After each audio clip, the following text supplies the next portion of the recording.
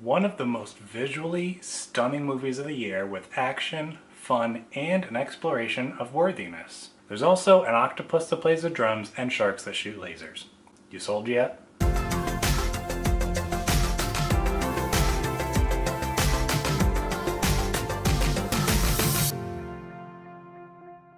Hey everyone, my name's Austin and I'm here to help you dig deeper and go further to better understand movies, TV shows, their characters, and their stories. If that's exciting to you when you're new here, you should think about subscribing because I put out new videos every Friday. After the events of Justice League, Arthur Curry, also known as Aquaman, discovers that he is the heir to the kingdom of Atlantis and must step forward to become a leader and a hero to save the people of Atlantis and the world. Jason Momoa as Aquaman is just so cool. You can tell he loves the character. He's just having a blast every moment he's on screen. He brings so much charisma, so much genuineness, and it's really fun to just watch his character interact with everybody. Not only that, but we actually get some good character development for his character as well. For someone with his powers and abilities and all that he's capable of, he's a real basic and down-to-earth guy. He's easy to relate to and get behind, and he doesn't want the recognition that comes with being a superhero. He just wants to help people. No need for recognition or for power or status, and I really like that interpretation. Next we have Mira, who's actually much more interesting than her character was in Justice League. I forgot her character was in Justice League. I had to go on YouTube and find the scene that she was in, and I was like, oh yeah, I forgot about her. Initially, when we first meet her character in this movie, she thinks that all surface dwellers are just jerks, and she has to learn that there are both good and bad people above and below the surface. There wasn't a ton of depth for her character, so I would have liked a little bit more, but overall, I really liked her. Especially with the unique powers that she has, the ways that she can control water and manipulate it. There's some great scenes that she really gets to shine with. And not only that, she also gets to teach Arthur a couple of really cool lessons, which I'll get to in a little bit. Some of the other smaller characters that I really liked, I enjoyed Nicole Kidman's Atlanta, Arthur's mother. She has an epic fight sequence at the beginning of the movie that really sets the tone for what the action's going to be throughout the film. I also really liked getting to see Willem Dafoe as Volko, who was Arthur's mentor when he was a child and a teenager. This was actually his first superhero movie to be in since the Sam Raimi Spider-Man trilogy. I loved seeing him back in the superhero game. We also got Patrick Wilson as Orm, Aquaman's half-brother, and he's a little bit of a cookie-cutter character, but overall I think he did a good job. He has this one quote where he says, "I am the one true king," and I'm like, blasphemy! That title belongs to Jesus.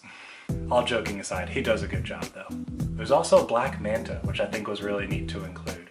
He's not around too much, but he is fun to watch when he's on screen. I'm somewhat torn on Black Manta because I really liked what he was in, and there's part of me that wishes there was more of that, but at the same time, another part of me was glad he wasn't around too much because I feel like it might have made the movie feel a little too crowded because there's already a lot that's going on in this film. Now let's talk about the action real quick.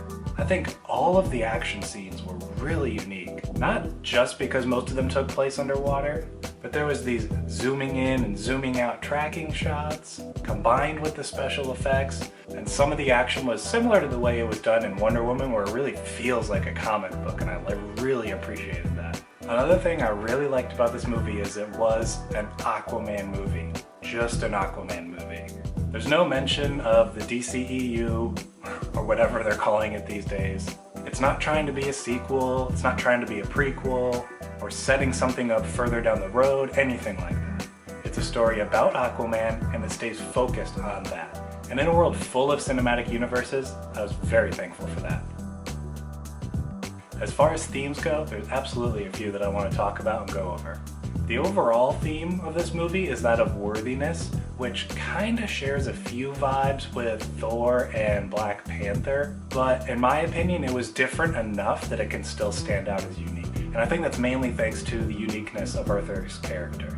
Like I mentioned, Arthur is just a good guy. He's not proud, he's not trying to take the throne, he doesn't even think he's worthy to sit on that throne and bear that title. But his mother is the one who believes in him and feels that he's the one who will unite the two worlds of Atlantis and the surface world. One of my favorite lines in the movie comes from Mira, and she tells Aquaman, "You think you're unworthy because you're of two different worlds, but that is exactly why you are worthy."